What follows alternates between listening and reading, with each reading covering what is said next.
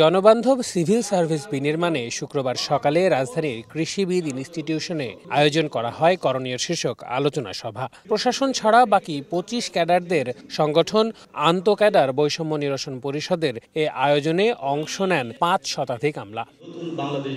সভায় প্রতিটি মন্ত্রণালয়ের সংশ্লিষ্ট দক্ষ ও বিশেষজ্ঞ কর্মকর্তাদের দ্বারা পরিচালনার দাবি জানান বক্তারা। এ সময় জনপ্রশাসনের ক্যাডারগুলোর মধ্যকার বিভিন্ন বৈষম্যের কথাও তুলে ধরেন তারা। দেশের সেবা করতে চাই, জনগণের সেবা করতে চাই, কিন্তু আমরা এই ক্যাডারে বৈষম্য দেখতে চাই না। সচিব পদ ছিলেন, সেখান থেকে সিনিয়র সচিব আরেকটা ধাপ বাড়িয়ে নিল। এই আরেকটা ধাপ বাড়ানো মানে বাকি যারা আছে তাদের সাথে বৈষম্যের একটা ধাপ তৈরি করলেন। সরকারের পদে কারা যাবে? প্রত্যেকটা ক্যাডারে যাওয়ার অধিকার আছে, কিন্তু তারা এই পদটাকে তাদের নিজেদের পদ করে নিয়েছে। এই জায়গাটাই আমাদের ভাঙতে হবে। সবার আগে প্রশাসনে সংস্কারের আহ্বান জানান আমলারা।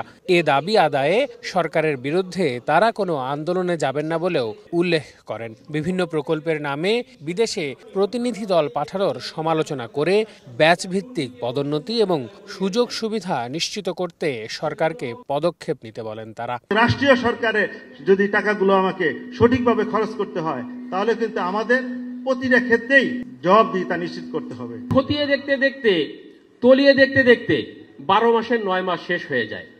শেষে এসে বাজেট শেষ করার জন্য কিছু কাজ নেওয়া হয়। জনগণের কি হচ্ছে? জনপ্রশাসন সংস্কার কমিশনের সুপারিশে উপসচিব পদে কোটা রাখা এবং শিক্ষা ও স্বাস্থ্য ক্যাডার সিভিল সার্ভিস থেকে আলাদা করার প্রতিবাদ জানিয়ে পরীক্ষার ভিত্তিতে নিয়োগের সুপারিশ করেন বক্তারা। আল আমিন তুষার, সময় সংবাদ, ঢাকা।